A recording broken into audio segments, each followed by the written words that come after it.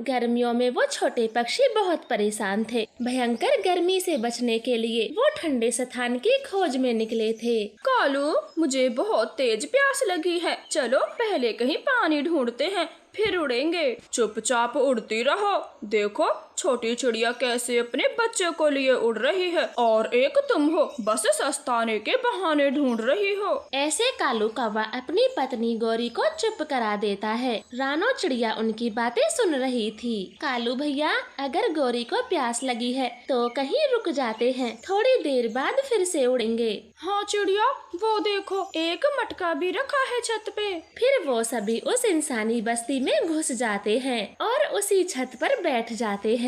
जाओ गौरी, तुम्हें तेज प्यास लगी थी, पहले तुम ही पानी पी लो, फिर बारी बारी से हम भी पी लेंगे। गौरी तो जल्दी से उस छत के मुंडेर पर जाती है, मगर मटका देखकर वो बहुत दुखी होती है, क्योंकि मटके में तो कोई पानी नहीं था। क्या हुआ गौरी, पानी क्यों नहीं पीती? जल्दी जल्दी पी लो, हमें दूर जाना है। कालू, मैं कहाँ से पानी पीऊँ? मटका तो सूखा पड़ा है, पानी की एक बूंद भी नहीं है। ये इंसान बहुत लापरवाह हो गए हैं। मटका तो रखा है, मगर पानी रखना भूल जाते हैं। बताओ अब हम क्या करें, कहाँ से पानी पिए? हाँ, मटका रखने का क्या फायदा जब पानी ही ना रखें। अब मैं क्या करूँ, कहाँ से पानी पीऊँ? मम्मा, मुझे भी प्यास लगी है, मुझे भी पानी चाहिए। चलो कालू भैया, हम दोनों किसी दूसरी छत पर पानी खोजते हैं। जब पानी मिल जाएगा तो बाकी सबको बुला ले जाएंगे। फिर कालू कौवा और रानो चिड़िया उड़ान भरते हैं। वो लगभग सभी छतों पर पानी खोजते हैं, मगर कहीं भी पानी नहीं मिलता। कालू भैया, वो देखे वहाँ एक बर्तन रखा है, शायद पानी मिल जाए, आप जल्दी चले। फिर वो दोनों वहाँ से भी उड़ जाते हैं। वो उसी स्थान पर पहुँच जाते हैं, लेकिन वो बर्तन भी खाली पड़ा था। वो दोनों तो बहुत निराश होते हैं। कालू भैया, हमने ये बस्ती छोड़ने का फैसला एकदम अच्छा किया, क्योंकि ये इंसान बहुत बिजी रहने लगे हैं। हम छोटे पक्षियों के बारे में जरा भी नहीं सोचते। जहाँ देखो वहीं खाली बर्तन है। चिड़िया बहुत दुखी थी, वो खाली बर्तन को देखे जा रही थी। तभी वहाँ एक बुढ़िया आती है। माँ जी, आपने ये मटका क्यों रखा है जब इसमें पानी ही नहीं डालती? छोटे पक्षी, मैं क्या करूँ, ये मटका मैंने ही रखा है और काफी समय पहले पानी भी रखा करती थी, लेकिन मैं कुछ दिनों से बहुत बीमार हूँ, इसलिए पानी नहीं रख सकी। माँ जी, तो किसी और को बोल देती, आपको शायद पता नहीं है, हम कितनी दूर से ये खाली बर्तन देखकर इस आशा में उड़े आए हैं कि हमें पानी मिलेगा, लेकिन यहाँ तो कुछ भी नहीं है। मुझे माफ कर दो पक्षियों, मैं अब खाली बर्तन कभी नहीं रखूंगी, मैं अभी पानी मंगाती हूँ। फिर वो बूढ़ी औरत अपनी बहू को आवाज लगाती है। वो थोड़ा पानी लेकर मटके में डाल देती है। वो दोनों तो जी भर के पानी पीते हैं और अपने साथियों को बुलाने चले जाते हैं। गौरी, जल्दी चलो, पानी मिल गया है। फिर वो सभी पक्षी जल्दी जल्दी उसी छत पर आते हैं और बारी बारी सब पानी पीते हैं। माँ जी, आपका बहुत बहुत धन्यवाद जो आपने हमें पानी पिलाया। चिड़िया, अब जल्दी चलो, वरना हमें यहीं रात हो जाएगी। पक्षियों, आप सब कहाँ जा रहे हो? माँ जी, हम ये जंगल छोड़कर जा रहे हैं। ना तो कहीं दाना मिलता है और ना ही कहीं पानी। जिन पेड़ों पर हमारे घोंसले थे वो भी काट लिए गए। अब आप ही बताएं, हम क्या करें? हाँ माँ जी, ये समस्या बहुत बड़ी है, लेकिन हम कुछ भी नहीं कर सकते। पेड़ इंसानों की जरूरत पूरा करने के लिए काटे जा रहे हैं, लेकिन हमारी जरूरतों का तो कोई ध्यान नहीं रखता। ये इंसान दाना पानी रखना भी भूल जाते हैं। अब हम जंगल छोड़कर ना जाएं तो क्या करें? पक्षियों, मुझे माफ करना, मैं ज्यादा तो नहीं कर सकती, लेकिन अब से हर रोज दाना पानी रखा करूंगी। तुम सब आकर यहीं से दाना पानी खा लिया करना। ठीक है माँ जी, हम आ जाया करेंगे, लेकिन अभी हमें निकलना होगा। ऐसे वो सभी पक्षी फिर से उड़ान भरते हैं। वो कई दिनों तक ठंडे आशियाने की तलाश करते हैं, मगर भयंकर गर्मी के चलते उन्हें कोई स्थान नहीं मिलता।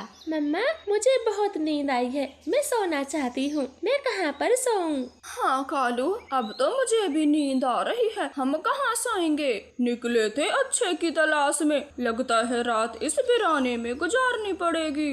नहीं, मैं यहाँ नहीं सो सकती, आप कुछ करें। कालू, आप मेरे साथ चले, हम कहीं से घास फूस लाते हैं जिस पर बच्चे महिलाएं आराम से सो सकती हैं। कबूतर भैया, मैं भी आपके साथ चलती हूँ। गुड़िया के लिए थोड़ा घास मैं भी ले आऊंगी। फिर वो तीनों पक्षी वहाँ से निकल जाते हैं। उन्हें जल्द ही घास मिल जाती है। वो अपने साथ घास लेकर वापस लौट आते हैं और बच्चों के नीचे बिछा देते हैं। मम्मा, ये घास तो बहुत ठंडी है, क्यों ना आप घास का ही घर बना ले। हाँ चिड़िया, हम घास का ही घर बना लेते हैं। समय समय पर उसकी घास बदलते रहेंगे, जिससे वो ठंडा भी रहेगा। हाँ, और दाना उस बूढ़ी माँ जी के घर से खा लिया करेंगे। चलो, इस साल की गर्मी का बंदोबस्त तो हो गया। अब हम ऐसा ही करेंगे। आज रात तो जैसे तैसे बिता लेते हैं। फिर वो सारे पक्षी वहीं सो जाते हैं और अपनी रात बिताते हैं। दूसरे दिन से ही घर बनाने लग जाते हैं। वो शाम होने से पहले घास का घर बनाकर तैयार कर लेते हैं। ये घास का घर तो बहुत ठंडा है, जरा भी गर्मी नहीं लग रही। चिड़िया, अब चलो दाना पानी खाने बूढ़ी माँ जी के घर चलते हैं। फिर वो सब पक्षी दाना खाने बूढ़ी औरत के घर चले जाते हैं। वहाँ दाना तैयार रखा था। वो पेट भर खाते हैं और पानी भी पीते हैं। पक्षियों, अब आप बिल्कुल भी चिंता न करना। मैंने अपनी सभी पड़ोसनों से बोल दिया है। अब वो भी अपनी अपनी छतों पर तुम्हारे लिए दाना पानी रखा करेंगी। अगर कभी यहाँ दाना ना मिले तो आसपास में देख लिया करना। माँ जी, मेरी नजर बहुत तेज है, मैं सब जगह देख लिया करूँगा। आपका बहुत बहुत धन्यवाद। ऐसे वो सब पक्षी खुशी खुशी दाना खाते हैं और अपने साथ भी ले जाते हैं। तो प्यारे दोस्तों, अपनी दिन भर की भाग दौड़ में चंद समय नन्हे पक्षियों के लिए भी निकालें। 2 मुट्ठी अनाज के दाने और थोड़ा सा पानी याद से अपने घरों की छत पर रख दिया करें। आपका धन्यवाद। गुड़िया बेटी, अब तुम सियानी हो गई हो, बच्ची नहीं रही, इसलिए मैं जो आपको बताने जा रही हूँ ध्यान से सुनना। मम्मा, आज तक ऐसा हुआ है जो आप कहें और मैं ना सुनूं। आप बोले, मैं ध्यान से सुनूंगी। अब ज्यादा देर घर से बाहर जाना बंद और नदी से सीधा पानी पी के घर आना। अनजान पक्षियों से कोई बात ना करना। लफंगों और बुरे पक्षियों से हमेशा दूर ही रहना। यही सिखाना चाहती हूँ मैं तुम्हें। ठीक है मम्मा, मैं ऐसा ही करूँगी, आप चिंता ना करें। ऐसे मम्मा चिड़िया अपनी बेटी को सीख दे रही थी। तो दूसरी तरफ गौरी कवि अपनी बेटी से बोलती है, कोकी बेटी, कोई पक्षी तुम्हें जो भी दे मना ना करना, झट से ले लेना और उनसे महंगी महंगी चीज मंगाया करो। मम्मा, आप ही बता दे महंगी चीजें कौन सी हैं? बुद्धू कहीं की, तुझे इतनी सी बात नहीं पता। सोने चांदी की चीजें मंगाया कर। ठीक है माँ, आज मैं सोने की चीज मांगूंगी। अब जाऊँ? फिर गौरी की बेटी कोकी कव्वी घर से निकल जाती है। नदी पे एक कौवा बैठा हुआ था। आपने आने में कितनी देर कर दी? मैं बहुत देर से बैठा हूँ। घर में काम बहुत ज्यादा था, इसीलिए थोड़ा लेट हो गया। वैसे आज तुम मेरे लिए क्या लाए हो? ये देखें, मिठाई चमचम है इस मिठाई का नाम। आपको शायद पसंद भी है। हाँ, पसंद तो है, लेकिन हर बार तुम खाने की चीज लाते हो, मेरे लिए तो कुछ भी नहीं लाते। अरे, आपने कब बताया? आपको कुछ और भी चाहिए? हर बार सिर्फ खाना ही तो मंगाती हो। मुझे झुमके बहुत पसंद हैं, वो भी सोने के। सोने के झुमके? वो तो बहुत महंगे होते हैं। तुम मेरे लिए सोने के झुमके नहीं ला सकते। ठीक है, तो मुझसे कभी बात ना करना, मैं चलती हूँ। अरे रे, तुम नाराज होगी। मैं ला दूंगा सोने के झुमके। अब ये मिठाई खा भी ले। कोकी तो सोने के झुमकों का सुन के खुश हो जाती है और भागी भागी अपनी मम्मा के पास आती है। माँ, ये मिठाई खाएं। आज वो चमचम की मिठाई लेकर आया था और कल सोने के झुमके भी लाएगा। बहुत खूब, ऐसे ही सोने के ढेर सारे जेवर इकट्ठे कर दे। ऐसे गौरी कवि तो बहुत खुश होती है और गपागप मिठाई खाती है। दूसरे दिन गुड़िया की मुलाकात कोकी से होती है, जो नदी पर पानी पी रही थी।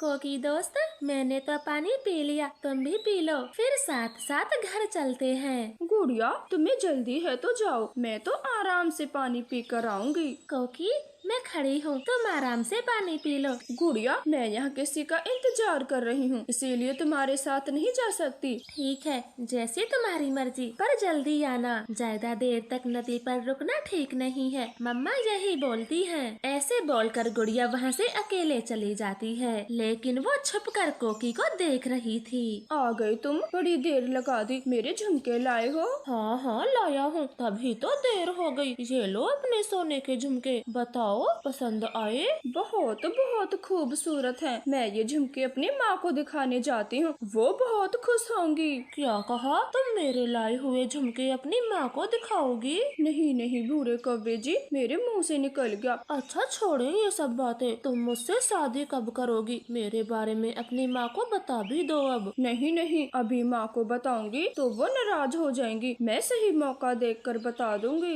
ऐसे बोलकर कोकी वहाँ से चली जाती है।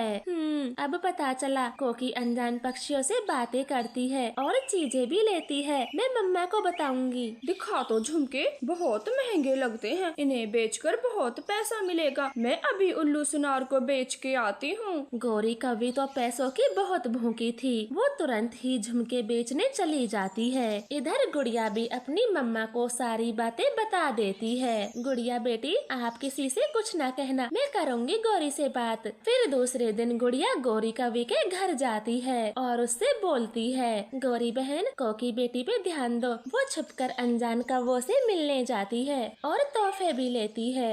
मुंह संभाल के बात कर चिड़िया, मैं तेरा मुंह तोड़ दूंगी जो मेरी बेटी के बारे में कुछ भी बोला तो। ऐसे बोलकर गौरी अपने घर में चली जाती है और दरवाजा बंद कर लेती है, क्योंकि गौरी को अपने लिए एक बड़ा घर खरीदना था। इसलिए वो चिड़िया को मुंह तोड़ जवाब देती है। वो कोकी से बोलती है, ये छोटा सा घर बिल्कुल भी अच्छा नहीं है, हम अपने लिए एक बड़ा घर लेंगे। कोकी बेटी, तुम कोई बहाना बनाओ और भूरे कौवे से ढेर सारे पैसे लो। अपनी मम्मा की ये बात सुनकर कोकी उसी शाम भूरे कौवे से मिलने जाती है। भूरे जी, मैं शादी तो तुमसे ही करूंगी, लेकिन एक परेशानी है। क्या परेशानी है? मुझे बताओ, मैं हूँ ना। मेरी माँ की एक किडनी खराब हो गई है, जब तक वो पूरी तरह से ठीक नहीं होती मैं शादी नहीं करूंगी। तो बताएं, मैं क्या मदद कर सकता हूँ?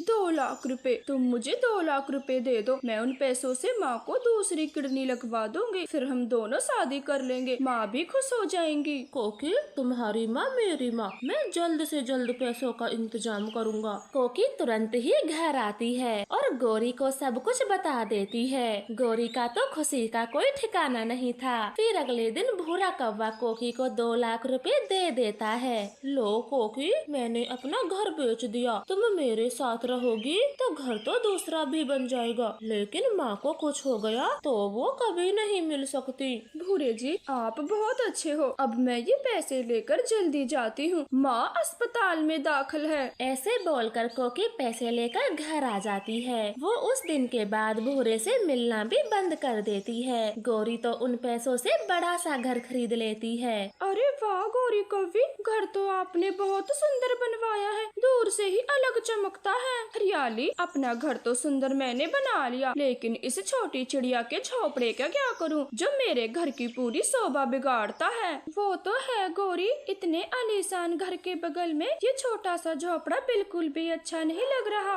हाँ हरियाली, और इस छोटी चिड़िया के पास तो फूटी कौड़ी भी नहीं है जो मेरे जैसा घर बना सके। उन दोनों की बातें चिड़िया भी सुन रही थी। वो गौरी कवि के पास आती है। गौरी, मुझे सब मालूम है आपने ये घर किसके पैसों से बनाया है, इसलिए घर के बारे में ज्यादा बातें न बनाओ, वरना सबको सच बता दूंगी, फिर सोच लेना। कौन सा सच? सच यही है, तुम मेरे घर से जलती हो और ऐसे बुरे पक्षियों से मुझे कोई बात नहीं करनी। ऐसे बोलकर गौरी कवि घर के अंदर चली जाती है और ऐसे ही कुछ दिन बीत जाते हैं। फिर एक दिन भूरा कौवा कोकी को ढूंढते हुए पुलिस के साथ आता है। पुलिस जी, यही है वो माँ बेटी जिन्होंने मेरे जज्बात के साथ खेला। आप इन्हें जल्दी से पकड़ ले और जेल में रख दें। हमारे पास सबूत है, आपकी बेटी ने भूरे कौवे से पूरे 2 लाख रुपए लिए हैं, या तो उसके रुपए लौटा दो वरना जेल में सड़ना पड़ेगा। पुलिस जी, जेल में न डाले, मैं इस भूरे से अपनी बेटी की शादी करा दूंगी, फिर तो मसला हल हो जाएगा। नहीं, अब मैं कोई शादी नहीं करना चाहता। पुलिस जी, आप इन्हें पकड़ ले या फिर मुझे मेरे 2 लाख वापस दिलाएं। मैं अब इस धोखेबाज से शादी नहीं करना चाहता। फिर पुलिस गौरी और कोकी को घर से बाहर निकाल देती है और घर को भूरे कौवे के नाम काम कर देती है। अब दोनों माँ बेटी सड़क पर आ चुकी थी। उनके पास रहने के लिए अब कोई घर नहीं था। देखा गौरी, बुराई का अंजाम हमेशा बुरा ही होता है। अब तुम खुद को ही देख लो, ना तुम्हारे पास घर है और ना ही इज्जत। सब तुम्हारे बारे में उल्टा सीधा बोलते हैं और अब कोई अच्छा पक्षी तो तुम्हारी बेटी से शादी भी नहीं करेगा। तुमने अपने साथ साथ अपनी बेटी की जिंदगी भी खराब कर ली। गौरी कवि को अपने किए पर पछतावा होता है, वो रोने के सिवाय कुछ नहीं कर पाती। तो प्यारे दोस्तों, इस कहानी को लाइक करें और चैनल को सब्सक्राइब करना ना भूलें। आपका धन्यवाद। कालू कौवा हर दिन मछली पकड़ने बड़ी झील पर जाया करता, क्योंकि कौवे की पत्नी और उसके बच्चों को मछली खाना बहुत पसंद था। आज कालू कौवा कुछ जल्दी ही झील पर चला जाता है और अपना जाल पानी में फेंक देता है। लगता है फंस गई, कोई बड़ी मछली फंसी है, वजन भी ज्यादा है। ऐसे कालू कौवा अपना जाल ऊपर उठाता है तो जाल में एक नन्ही जलपरी थी, जो कि कौवे के जाल में फंस चुकी थी। जलपरी, मेरे जाल में जलपरी फंसी है, इसे छुपाते हुए घर ले जाता हूँ। फिर कालू कौवा उस जलपरी को अपने बोरे में रख लेता है और अपने घर जाता है। कालू, ऐसा भी क्या पकड़ लाए जो खुशी के मारे झूम रहे हो? गौरी, ये देखो जलपरी, आज मेरे जाल में जलपरी फंसी है। अब हम इस जंगल के सबसे धनी पक्षी कहलाएंगे। वो कैसे गौरी? कालू जी, इसे हम अपने मुँह मांगे दामों पे बेचेंगे तो हुए ना सबसे धनी। हाँ गौरी, मैं अभी जाके विदेशी पक्षियों से बात करता हूँ और मैं उल्लू सुनार के पास जाती हूँ, अपने लिए महंगे महंगे गहने पसंद करती हूँ। ऐसे वो दोनों पति पत्नी घर से निकल जाते हैं। उनका बेटा जग्गू भी नदी पर चला जाता है। वहाँ उसके दोस्त खेल रहे थे। जग्गू, तुम इतने लेट आए हो, अब हम यहाँ से घर जा रहे हैं, चलो तुम भी। जाओ जाओ, मैं यहाँ तुम्हारे साथ खेलने नहीं आया हूँ, मेरे घर में जलपरी है, जलपरी, मैं उसी के साथ खेल लूँगा। सच जग्गू, तेरे घर में जलपरी है क्या? हमें नहीं दिखाएगा? जलपरी कैसी होती है? हाँ चलो मेरे घर में, मैं दिखाता हूँ जलपरी। फिर वो सब बच्चे दोस्त जग्गू के साथ चले जाते हैं। तब तक गौरी कवि भी घर लौट आई थी। वो तो सभी बच्चों को बाहर ही रोक देती है। आंटी गौरी, जग्गू ने बोला आपके घर में जलपरी है, हम सब दोस्त जलपरी देखने आए हैं। हाँ हाँ बच्चों, क्यों नहीं, तुम सब पहले अपने अपने घरों से 20 दाने चने के ले आओ, तभी मैं जलपरी देखने दूंगी। कुक्कू बेटा, 20 चने के दाने तो मेरे पास नहीं है, आप ये चावल के ही दाने ले जाओ और गौरी आंटी को दे देना। लेकिन मम्मा, गौरी आंटी ने चने के दाने मांगे हैं, वो चावल नहीं लेंगी। कुक्कू, एक बार कहा ना चने के दाने नहीं है, तो जिद क्यों करते हो? मम्मा ऐसे चिल्ला के बोलती है। कुक्कू डर के मारे वो चावल ही ले जाता है। गौरी आंटी, चने के दाने नहीं है घर में, मैं चावल लाया हूँ। चावल? ठीक है, मैं ये चावल ही खा लूंगी, वैसे भी कभी कभी हल्का दाना भी खाना चाहिए। कुक्कू चावल देकर घर में घुस जाता है। वो जलपरी को देखे जा रहा था, क्योंकि वो नन्ही जलपरी रोए जा रही थी। कुक्कू, है ना जलपरी बहुत सुंदर, मैंने कहा था ना। हाँ जग्गू, जलपरी बहुत सुंदर है, पर आपने जलपरी को खाना तो खिलाया है, लगता है ये भूखी है और मैं जब से आया हूँ ये रोए जा रही है। मम्मा पापा ने सुबह से कई बार इसे दाना दिया, मगर ये है कि खाती ही नहीं, बस रोती रहती है। जलपरी, आप रो क्यों रही हो? आपको भूख लगी है तो खाना खा लो। आपके मम्मा पापा हैं? हाँ परी, माँ है, पापा नहीं है। क्या तुम अपनी मम्मा से दूर रह पाओगे? नहीं ना, इसलिए मैं रो रही हूँ। मुझे अपने माता पिता के पास जाना है, मैं उनसे बहुत प्यार करती हूँ। मेरी मम्मा का भी रो रो कर बुरा हाल होगा।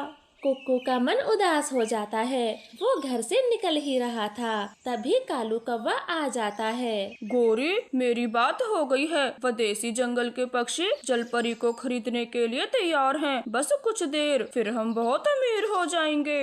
और ये देखें, मैंने कितना सारा भोजन जमा कर लिया। जलपरी को देखने के लिए बच्चे पक्षी पागल हुए जा रहे हैं। उन दोनों की ये बात सुनकर कुक्कू अपने घर आ जाता है। उसका उदास मुंह देखकर मम्मा चिड़िया बोलती है, क्या हुआ कुक्कू, जलपरी को देखा तुमने? गौरी ने चावल के दाने ले तो लिए ना? हाँ मम्मा, गौरी आंटी ने चावल के दाने तो ले लिए। फिर क्यों उदास हो? जलपरी को देखने के बाद भी आपका मुंह लटका क्यों है? फिर कुक्कू जलपरी की बातें अपनी मम्मा को बता देता है। मम्मा चिड़िया भी उदास हो जाती है। मम्मा, आप उस जलपरी को वापस से झील के पानी में छोड़ दो, वो अपने मम्मा पापा के बगैर रह नहीं सकेगी। कुक्कू बेटा, अगर मैंने ऐसा किया तो वो कौवे हमारी जान ले लेंगे, वो दोनों बहुत बुरे हैं। मम्मा प्लीज जलपरी को बचा लो, उसे उसके मम्मा पापा से मिलवा दो, वरना कालू अंकल उसे हमेशा हमेशा के लिए बेच देंगे, फिर वो कभी भी अपने माता पिता से नहीं मिल पाएगी।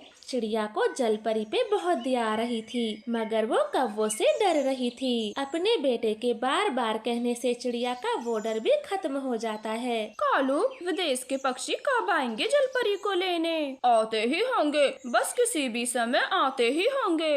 मुझे मेरे माता पिता से दूर ना करो, कृपया मुझे उसी झील में छोड़ दो, मेरे माता पिता से मिलवा दो। चुप, एकदम चुप करके बैठी रहो। गौरी ने इतना बोला ही था, तभी चिड़िया वहाँ पहुँच जाती है। तो चिड़िया तुम हो, हमने सोचा विदेशी पक्षी आ गए। गौरी, बाहर दो अनजान पक्षी अपनी हवाई मोटर में घूम रहे हैं, मुझे पता होता तो मैं अपने साथ ही ले आती। उनके पास बड़े बड़े 2 बैग हैं, क्या वो आपके घर आ रहे हैं? चिड़िया की ये बात सुनकर कालू गौरी घर से भाग जाते हैं। तभी चिड़िया भी जलपरी को अपने साथ लेकर वहाँ से भाग जाती है। वो जल्दी जल्दी बड़ी झील पर पहुँच जाती है। नन्ही जलपरी, अब तुम अपने मम्मा पापा के पास चले जाओ और कभी कौवे के जाल में मत फंसना, उससे दूर ही रहना। चिड़िया आंटी, आप बहुत अच्छी हो, उन बुरे लालची कौवों की तरह बिल्कुल नहीं। आपने मेरी मदद की, आपका बहुत बहुत शुक्रिया। फिर नन्ही जलपरी पानी के अंदर चली जाती है।